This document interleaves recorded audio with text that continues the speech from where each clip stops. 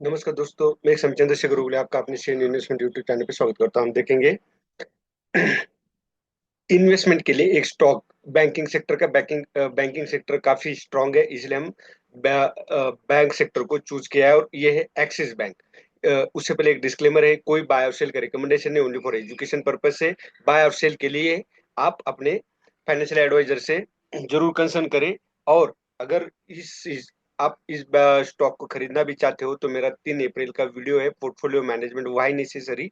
आप उसको फॉलो कीजिए, उसके बाद ही बाय कीजिए, क्योंकि आप अपने मन से बाय अगर करते हो तो आपको काफी लॉसेस भी हो सकते हैं अगर अगेंस्ट द ट्रेंड गया, या आपने लॉजिक के अगेंस्ट अगर स्टॉक जाता है तो।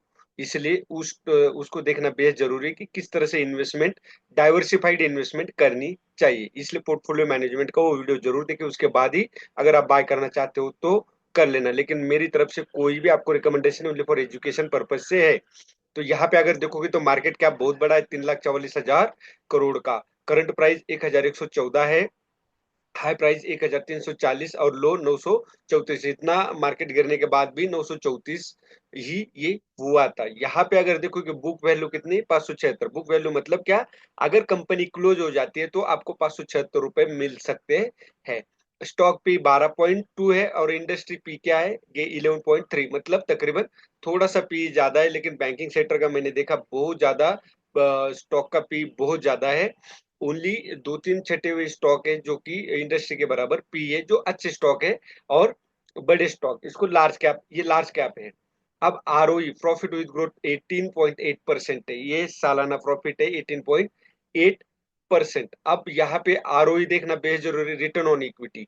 मैं अनुमान लगाता हूँ जो बेंचमार्क है, हम बैंक के साथ अगर कंपेयर करते हैं तो बैंक का जो एफडी है वो 7% है, और ये स्टॉक दे रहा है 18.4% सालाना तौर पे। तो बेटर है आरओई मेरे हिसाब से। जो मेरा अनुमान है वो बेटर है। डेट टू इक्विटी, आप बैंकिंग का कोई भी स्टॉक लोगे तो डेट टू इक्विटी होता ही होता है उनके ऊपर। अब डेट टू इक्विटी क्यों होता है, क्योंकि वो हमसे पैसे जो हम डिपॉजिट करते हैं बैंक में, उस पैसे को वो दूसरे को देता है, तो इनका लेन देन का व्यवहार, इसलिए इस पे डेट टू इक्विटी होता है कोई भी स्टॉक आप बाय करते हो तो। अब यहाँ पे देखने वाली चीज ये है, पी रेशो क्या है। पी रेशो यहाँ देख सकते हो काफी गिरावट आई है। जब पी रेशो यहाँ पे आप देखोगे 2021 में 76 था, लेकिन अब यहाँ पे नजर आता है जो 11.7, तो काफी कम है एक्सिस बैंक का पी। और ईपीएस, ये जो आपको कैंडल नजर आ रही है, ये ईपीएस है। ईपीएस बढ़ते ही जा रहा है। पिछले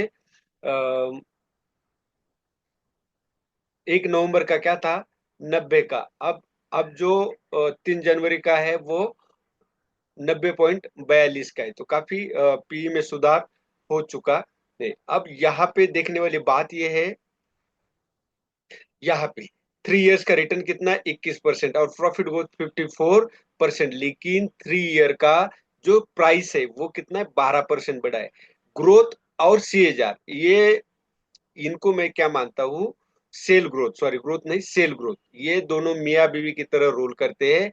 तो ये साथ साथ चलना चाहिए। यहाँ 21% चल रहा है तो सीएजआर भी कम से कम 21% चलना चाहिए। मतलब यहाँ पे ग्रोथ होना बाकी, प्राइस में चढ़ाव आना बाकी है। तो ये क्यों, क्योंकि सेल बढ़ रहा है और प्रॉफिट भी बढ़ रहा है, तो प्राइस तो बढ़नी चाहिए अमूमन। तो इस हिसाब से मैं इसका ये अनुमान लगाया। अब यहाँ पे अगर एफ आई डी आई देखोगे तो एफ आई ने यहाँ पे 47% का जो थी वो मार्च में सेलिंग की, लेकिन डीआई ने यहाँ पे बाइंग की है 37.48 की जगह अब 40.87 हो चुका है। तो ये हो गया फंडामेंटल एनालिसिस एक्सिस बैंक का, जो मुझे पॉजिटिव नजर आया। अब एक्सिस बैंक का टेक्निकल एनालिसिस हम ये देखते हैं। मेरा सबसे फेवरेट पैटर्न है वो है इनवर्स हेड एंड शोल्डर। अब यहाँ पे आप देख सकते हो इतना मार्केट गिरने के बाद भी बहुत फास्ट 27 जनवरी से बाकी स्टॉक गिर रहे हैं, लेकिन एक्सिस बैंक अपसाइड आ चुका है और यहाँ inverse head and shoulder pattern बनते हुए नजर आ रहा है। इसलिए मैंने यहाँ पे क्या है, आप यहाँ पे देखोगे, यहाँ से ही 3 अप्रैल से इसमें वॉल्यूम बढ़ते जा रहा है। ये वीकली, सॉरी डेली का चार्ट है। और 1,125 के ऊपर मैंने इसका बाइंग प्राइस रखा है। क्यों? क्योंकि ये ब्रेकआउट हो जाएगा। सेकंड प्राइस इसका स्टॉप लॉस जो है 1030 का है, तो तकरीबन 100 पॉइंट का स्टॉप लॉस है। और 1319, मतलब 1:3 रिस्क रिवार्ड रेशो फॉलो नहीं करता। लेकिन फंडामेंटल देखने के बाद मुझे ये लगता है, अगर मार्केट पॉजिटिव रहा तो ये 1319 के भी ऊपर जाएगा और 1:2 रिस्क रिवार्ड रेशो दे सकता है। लेकिन 1300 ये 1:2 रिस्क रिवार्ड नहीं, सॉरी, ये भी 1:2 रिस्क रिवार्ड हो ही जाता है तकरीबन।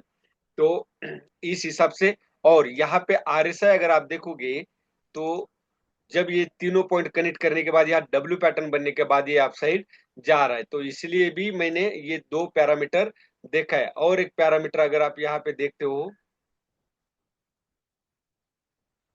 वो है 20, 50, 100 ईएमए। तो वहां पे इसको साइड करते हो तो आप देख सकते हो सभी के सभी ईएमए के अपसाइड ये जा चुका है।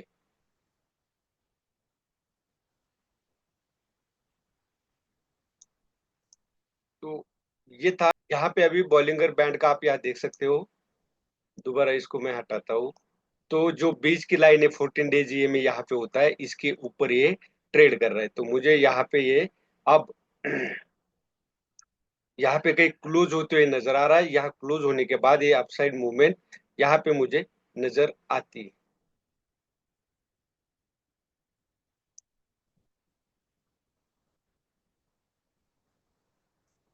तो यही था एक्सिस बैंक का टेक्निकल एनालिसिस।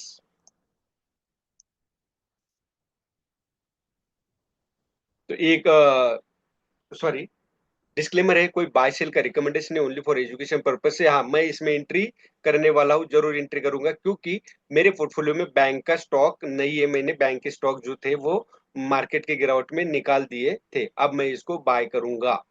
तो वीडियो अच्छा लगे तो लाइक शेयर और सब्सक्राइब जरूर कीजिए। धन्यवाद। जय हिंद, जय भारत।